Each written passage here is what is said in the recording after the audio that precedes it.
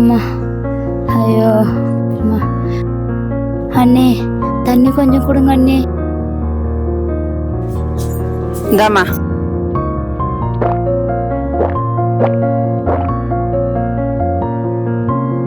அம்மா, அண்ணே அந்த மாத்திரை கொஞ்சம் எடுத்து கொடுங்க அண்ணே. ஏம்மா, காலைல இருந்து பாத்துட்டு இருக்க, கொஞ்சமா ரெஸ்ட் இருக்கா? அங்கதானே இருக்கு, நீயே எடுத்துக்கலாம்ல. ஏன் அண்ணே இப்படி பேசுறீங்க? இந்த மாதிரி நேரத்துல உங்களுக்கு எவ்வளவு உதவியா இருந்தேன். அண்ணே என்ன ஆச்சு?